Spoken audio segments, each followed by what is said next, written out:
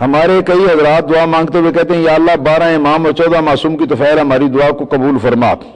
ایسے لوگ نہایت معصومیت سے کفر اپنی زبان سے نکالتے ہیں، نہایت سادہ لوہی کے ساتھ، تو ان کو متنبہ کرنا چاہیے۔ 14 معصوم اگر ان سے مراد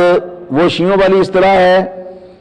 اور وہی یقیناً وہی ہے، نبی کریم صلی اللہ علیہ وسلم کے بعد اور کوئی معصوم نہیں ہے، اللہ تعالیٰ کے پیغمبروں کے سوا کوئی انسانوں کے اندر کوئی اور معصوم نہیں ہے، تو اگر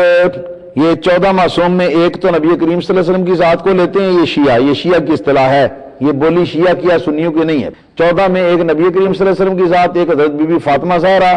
اور 12 وہ جن کو 12 امام کہتے ہیں، جن میں پہلے حضرت علی ہیں اور آخری امام مہدی ہیں۔ تو ان 12 کو ملا کر 2 کے ساتھ نبی کریم صلی اللہ علیہ وسلم آپ کی صاحبزادی کے ساتھ یہ 14 مناتے ہیں، 14 معصوم قرار دیتے ہیں۔ ان 14 میں سے ایک کو یعنی نبی کریم صلی اللہ علیہ وسلم کو معصوم قرار دینا یہ ہمارا مذہب ہے اور دوست ہے، عین اسلام ہے۔ باقی میں سے کسی کو معصوم قرار دینا یہ کلمہ کفر ہے۔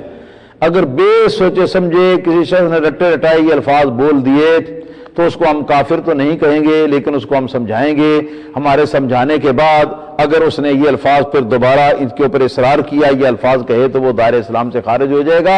اس کا نکاح ختم ہو جائے گا، اس کا حج اسلامی جو ہے وہ بھی فسخ ہو جائے گا، ختم ہو جائے گا، اس کی زندگی کے تمام اعمال حسنہ جو ہے وہ باطل اور برباد ہو جائیں گے۔ اگر کسی پیر کا مرید ہے تو اس کی بیعت بھی ٹوٹ جائے گی۔ اس کو چاہیے کہ نئے سرے سے اپنے اس عقیدے سے توبہ طائب ہونے کا اعلان عوام الناس کے سامنے کرے کہ میں اس بنا پر کافر ہوا تھا اور میں اب اس عقیدے سے توبہ کرتا ہوں، میں اللہ تعالیٰ کے نبی صلی اللہ علیہ وسلم کے علاوہ اور کسی کو معصوم نہیں کہوں گا، اور جو معصوم کہے گا میں اس کو کلمہ کفر سمجھوں گا۔ ہاں جی، یہ اقرار کرے اپنی زبان سے، پھر کلمہ پڑھ کر نئے سرے سے مسلمان ہو، عام لوگوں کے سامنے، کم سے کم مسجد کے نمازیوں کے سامنے، اور اپنی بیوی کے ساتھ اپنا نکاح بھی وہ دوبارہ کرائے۔ اس کی بیوی کی مرضی ہے، اگر وہ دوبارہ اس کے ساتھ نکاح کرنا چاہتی ہے تو کرے،